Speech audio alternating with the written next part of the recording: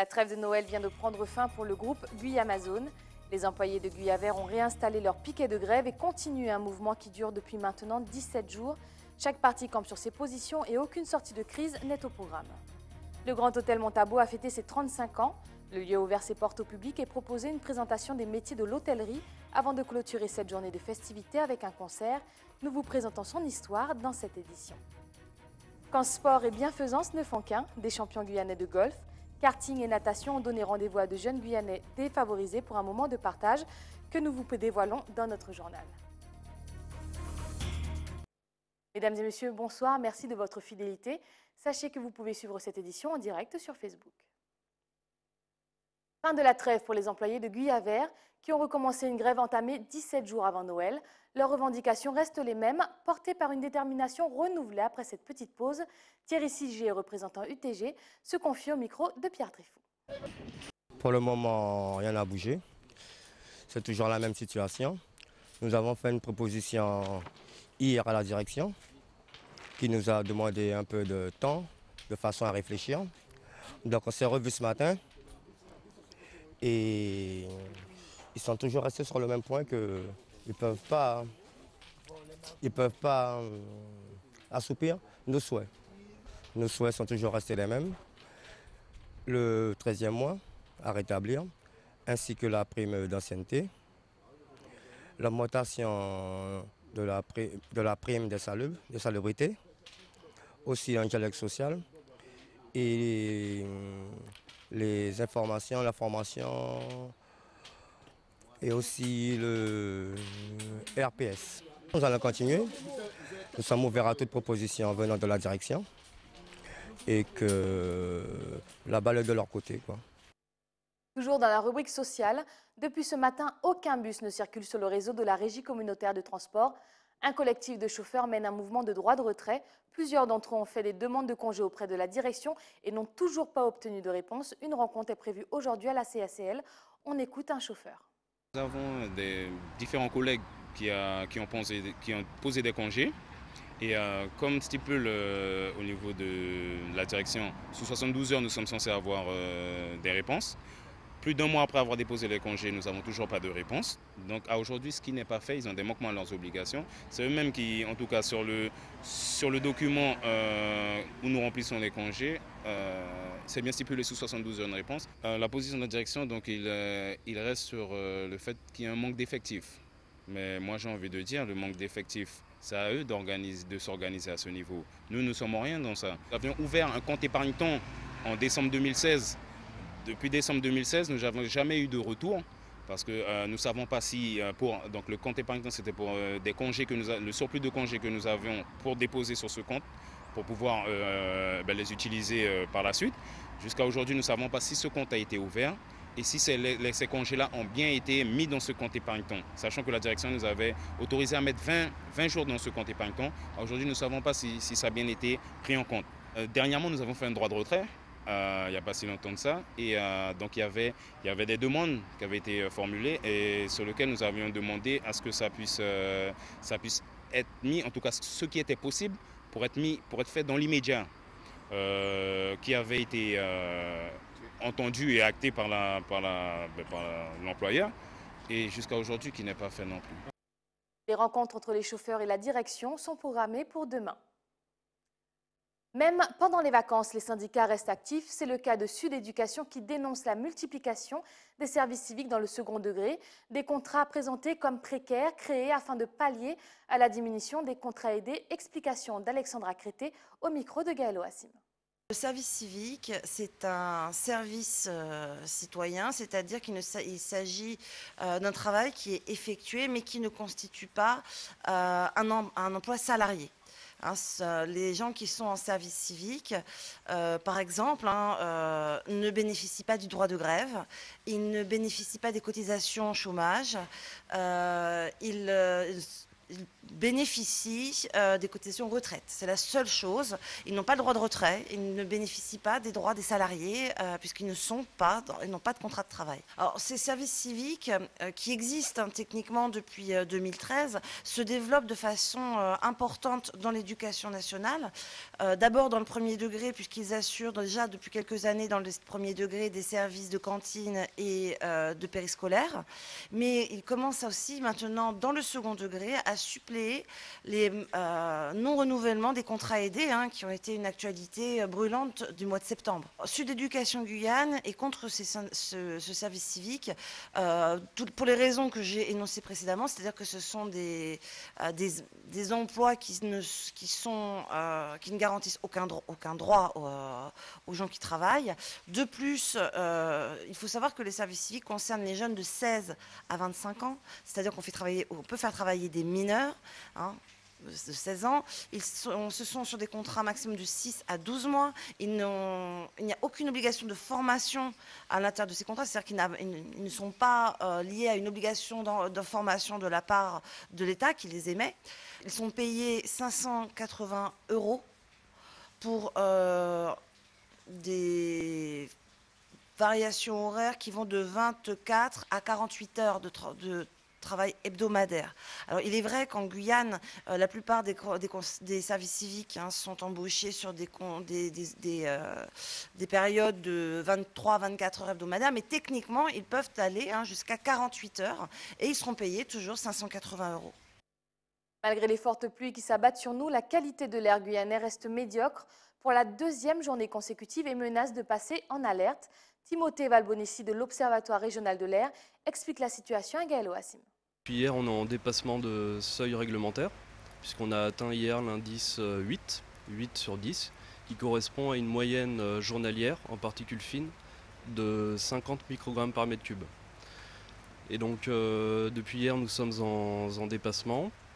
Nous sommes montés quand même très haut hier en termes de concentration, puisque vers 20 h, on a atteint 142 microgrammes par mètre cube. Donc je rappelle la concentration moyenne de 50 microgrammes par mètre cube. Donc ouais, c'est quand même monté très très haut. Et donc on a eu pas mal de pluie depuis cette nuit jusqu'à ce matin. Et les concentrations ont chuté, mais sont encore au niveau des 50 microgrammes par mètre cube. Et donc aujourd'hui, on maintient le seuil d'information et de recommandation. Ça s'adresse aux personnes sensibles, donc je pense aux nourrissons, je pense aux personnes âgées et aussi donc aux femmes enceintes. Et également donc, aux personnes qui souffrent déjà de maladies cardiovasculaires ou de problèmes respiratoires. Et donc on leur recommande d'éviter donc les activités physiques intenses.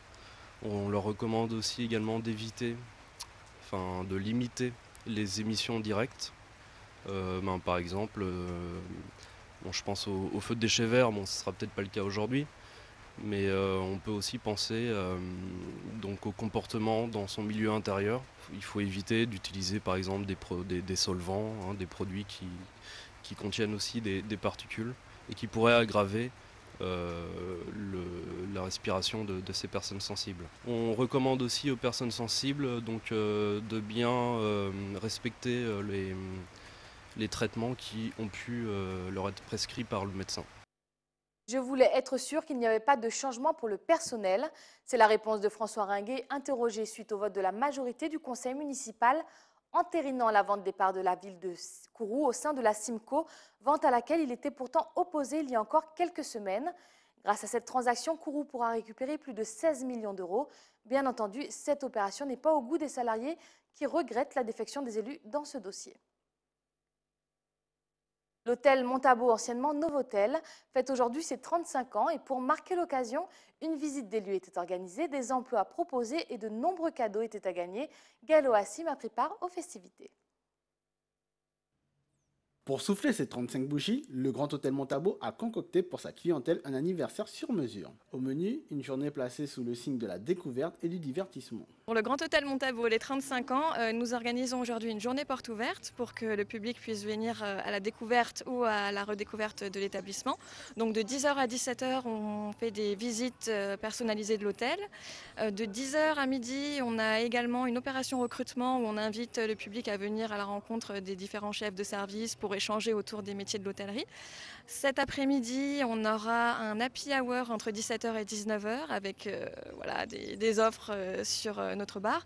Et ce soir, une soirée piano-bar avec un pianiste et une chanteuse pour clôturer la journée en beauté. Ces célébrations sont pour les employés une occasion de se remémorer de bons souvenirs, surtout pour Ghislaine qui a assisté à l'inauguration de l'hôtel en 1982. J'ai débuté en tant que stagiaire avant de l'ouverture. Et ensuite, l'ouverture le 27 décembre 1982. Et j'étais hôtesse caissière à la base. Et ensuite, pour des raisons familiales, j'ai changé de service. J'étais aux étages, j'ai fait la buanderie.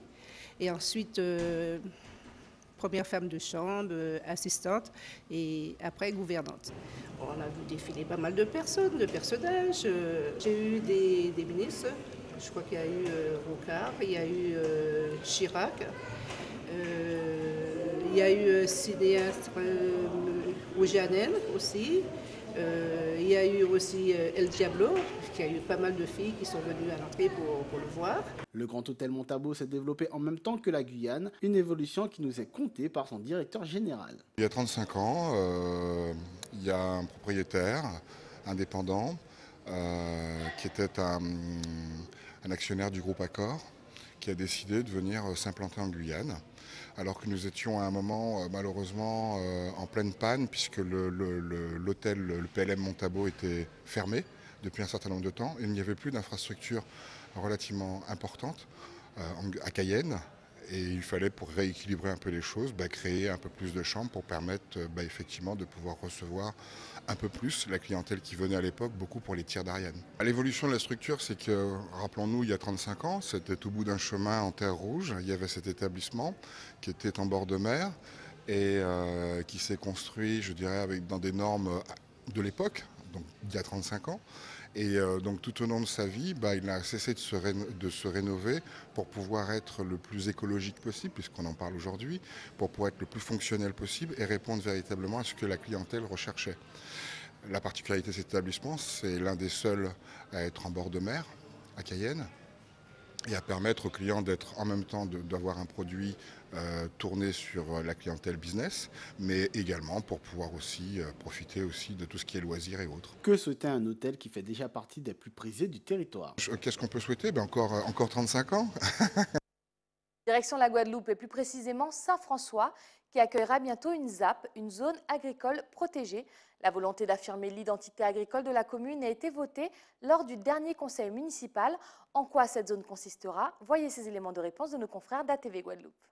Saint-François se met à l'agriculture protégée en favorisant le système d'agrotransformation dans les plantations. On a quand même 251 agriculteurs qui sont recensés à la Chambre.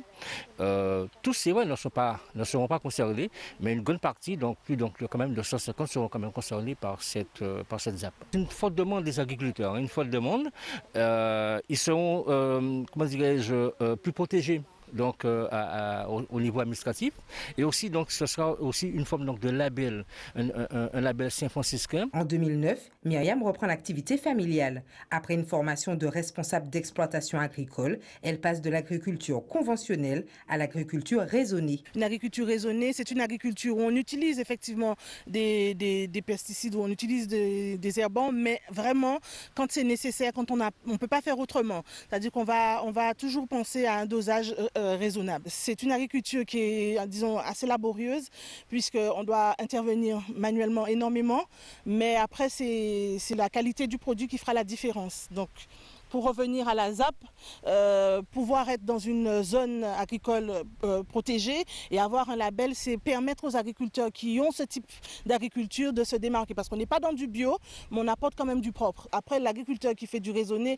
il le fait pour une prise de conscience en fait, c'est d'abord ça. La zone d'agriculture protégée est donc un outil d'aménagement du territoire qui vise notamment à protéger certains espaces agricoles vulnérables et ainsi de limiter la construction d'infrastructures en pleine nature tout en protégeant le foncier.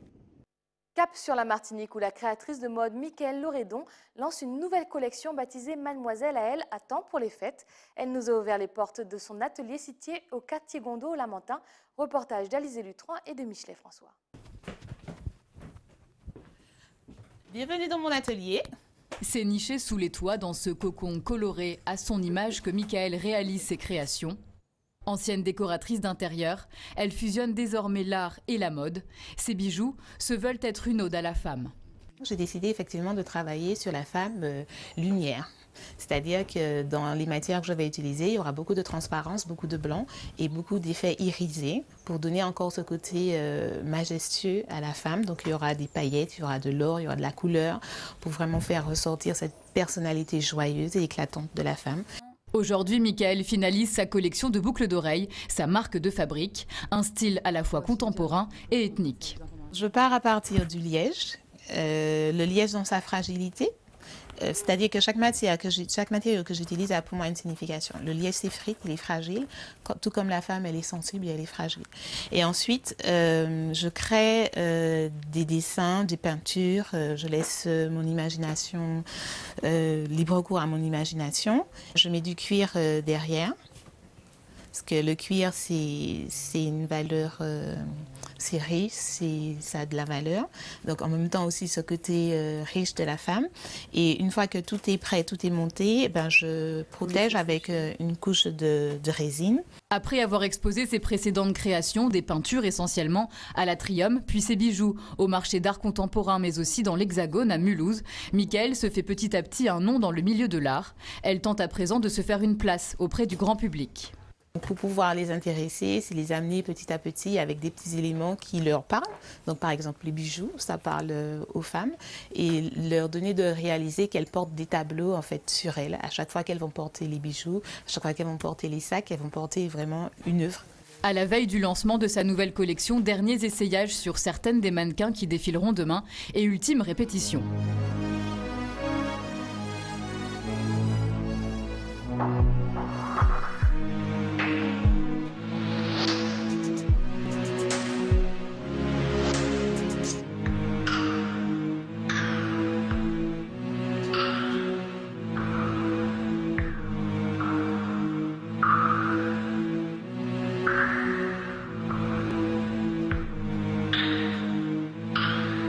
Après le show de demain, Mickaëlle compte prochainement commercialiser ses bijoux sur Internet et via les réseaux sociaux.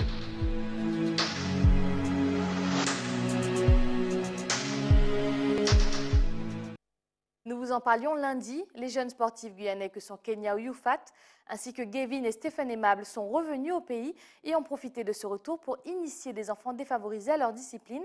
Ils avaient rendez-vous aujourd'hui à Macoria. Pierre Tréfou a assisté à leur rencontre. Ce matin, environ 90 jeunes de Macoria sont venus au circuit de karting pour une initiation avec le jeune champion originaire de la ville, Gavin Aimable. Le but, c'est d'initier les jeunes à la conduite sur piste et faire aussi de la prévention routière. Mais également, cette année, on a innové puisqu'il y a 2 autres sportifs et de montrer que, surtout en partant de Guyane, on peut devenir un grand sportif. Pour la 4e édition, 2 autres sportifs sont venus rejoindre Gavin. La golfeuse Kenya Oyufat et le premier nageur guyanais dans une université américaine, Stephen Aimable. Aujourd'hui, on a énormément de jeunes qui ont un potentiel extraordinaire mais qui ne le savent pas. Parce qu'ils sont dans les quartiers et puis ils sont là et ils vont pas à l'école, ils font pas de sport. Alors que ces jeunes, on peut aller les chercher n'importe où. Ça peut être à Sinamari, ça peut être à Kourou, ça peut même être à Cayenne, la capitale. J'ai envie de dire, il y a énormément de jeunes qui ont un potentiel extraordinaire, mais on ne le sait pas. Et en fait, il faut aller chercher ces jeunes-là. Il faut leur donner l'envie, il faut leur donner les infrastructures. ils en ont, mais il faut leur donner l'envie d'aller nager. Les jeunes ont pu découvrir le sport de ces futurs champions et ont été sensibilisés à la sécurité routière. Donc la route n'est pas un circuit. Quand c'est plus grand, si vous voulez vous défouler, rouler vite, venez à un karting. Ou sinon, vous allez à un endroit bien isolé où vous ne risquez pas de vous blesser, où vous ne risquez pas de blesser d'autres personnes. Et là, vous pouvez rouler vite. Alors que la piste est inondée, cela n'a pas empêché Gavin de faire quelques démonstrations sous la pluie. On dit que la musique adoucit les mœurs, c'est donc sur une note musicale que nous allons terminer ce journal avec un invité qui a décidé, lui, d'adoucir cette fin d'année en nous proposant un 4 titres. Denis Lapassion est sur le plateau pour en discuter avec nous. Bonsoir, Monsieur Lapassion. Bonsoir. Merci d'avoir accepté notre invitation. C'est un plaisir. Vous sortez un maxi-titre demain. Qu'est-ce qui vous a inspiré pour ces titres? Alors, en fait, ce sont des titres que j'avais déjà composés, qui devaient figurer sur un album qui était censé sortir cette année, mais qu'on a réarrangé, qu'on a remanié, notamment au niveau de la formation, parce que je voulais le faire en trio, mais finalement, je voulais le faire en quartet avec un trompettiste. Mais je me suis dit que comme j'avais déjà annoncé que cet album-là devait sortir, il fallait quand même créer un événement. Donc l'album prévu sortira en 2018. Et donc là, j'ai enregistré en trio, avec des musiciens guyanais, ce 4 titres, voilà, pour créer l'événement. Cet album est présenté comme un savant mélange entre soul, jazz et sonorités guyanaises. L'entrelacement a-t-il été compliqué à créer? Pas du tout, parce que quand je crée, je me base au préalable sur les rythmes traditionnels. Et après, chaque musicien, enfin traditionnel guyanais, et chaque musicien a son apport. Alors pour le coup, j'ai choisi des musiciens spécialistes de la soul music et du gospel, le bassiste Patrick Plennet et le batteur Florent Abdelkader, qui ont amené leur univers. Et finalement, ces morceaux-là ont pris une autre dimension. Voilà. D'accord. Vous êtes pianiste, compositeur, à la tête de l'Institut de formation aux disciplines musicales. C'est cela, oui. Comment on peut combiner toutes ces casquettes avec la création d'un opus ou d'un album? Il faut s'appeler la passion pour ça, en fait. Ça devient beaucoup plus facile. D'accord. Voilà. Comment vous êtes organisé au niveau... Vous avez des plages horaires spécifiques pour l'album? Oui. Enfin, ça doit être quand même c'est vrai que assez acrobatique. Oui, c'est vrai que pour enregistrer un album, il faut vraiment prendre le temps. C'est pour ça que j'ai préféré attendre 2018 pour sortir l'album. Et en fait, celui-ci, on l'a enregistré en une journée, quoi. Donc, ces 4 titres-là faisaient partie d'un répertoire que je travaillais. Et puis, je me suis dit, ben, pourquoi pas, les gars, enregistrer, on va sortir un 4 titres. Le public sera content. Et comme ça lui permettra de patienter pour l'album futur. Donc, on est d'accord, c'est pour patienter. Il y a un album qui arrive. Oui, exactement, c'est ça. D'accord. Donc, quand on évoque votre nom, on pense beaucoup au jazz, à la soul. Est-ce que d'autres styles musicaux vous attirent et vous pouvez peut-être aller les explorer? Quasiment tous les styles. Il y en a... Je suis vraiment très éclectique, j'aime beaucoup la musique, mais c'est vrai que j'ai un attachement particulier au jazz parce que j'ai eu un choc musical à l'âge de 7 ans. À la télévision, j'ai découvert un concert de jazz qui était un concert de bebop, avec Dizzy Gillespie, le trompettiste. Et depuis, voilà, j'aime beaucoup cette musique-là parce que c'est une musique qui nous laisse un champ d'expression totalement libre en transgressant les règles. Ça, c'est très intéressant, quoi. D'accord. Alors, toujours dans le thème de la liberté, est-ce qu'il y a des artistes guyanais ou autres avec lesquels vous aimeriez enregistrer un duo? Un duo, c'est-à-dire instrumental ou un chanteur, ou, peu importe. Peu importe. Ah, il y en a plein. D'ailleurs, j'ai quelques projets, mais je ne vais pas en parler. Mais il y en a plein, oui. Il y en a plein? Oui, oui. Même pas un petit nom pour nos téléspectateurs pour Noël? Non, en fait, là, je prépare quelque chose avec une chanteuse que l'on connaît bien, qui s'appelle Nathalie Galas. Donc, on va commencer par une chanteuse, et puis les chanteurs, on verra après. On verra après. Voilà, c'est ça. OK. Pour ceux qui aimeraient découvrir justement ce maxi, oui. Est-ce que vous avez une date, une scène, un rendez-vous à l'heure fixée? Oui, demain. Dès demain, vous venez au centre commercial Katouri à 20h30 précise. On va passer un moment très agréable, convivial, dans une ambiance de club, comme j'aime bien jouer en club parce que le public est proche de moi, donc on partage nos vibrations. Donc ça va être le cas avec un éclairage très, très sobre. Ça va être très intéressant. Donc demain soir à 20h30, vous pourrez trouver le maxi, vous pourrez l'acheter. Je vais le dédicacer sur place aussi. Tout un programme donc. Oui, tout à fait. Merci infiniment d'avoir accepté notre invitation. C'est moi qui vous remercie. Et puis le rendez-vous est pris pour demain. D'accord. C'est la fin de ce journal, mais avant de se quitter, rappel des principaux titres de ce 27 décembre. La trêve de Noël vient de prendre fin pour le groupe Guyamazone. Les employés de Guyaver ont réinstallé leur piquet de grève et continuent un mouvement qui dure depuis maintenant 17 jours. Chaque parti campe sur ses positions et aucune sortie de crise n'est au programme pour le moment pour ces employés donc de Guyaver. Le Grand Hôtel Montabo a fêté ses 35 ans. Le lieu a ouvert ses portes au public et proposé une présentation des métiers de l'hôtellerie. Avant de clôturer cette journée de festivités avec un concert, nous vous présentons son histoire dans cette édition. Quand sport et bienfaisance ne font qu'un, des champions guyanais de golf, karting et natation ont donné rendez-vous à de jeunes enfants défavorisés pour un moment de partage que nous vous avons dévoilé dans notre édition. C'est la fin de cette page d'information. Tout de suite, le journal de BFM TV. Quant à moi, je vous donne rendez-vous demain, même heure, même chaîne. Excellente soirée sur ATV Guyane. C'est Mounian, belle bonne soirée.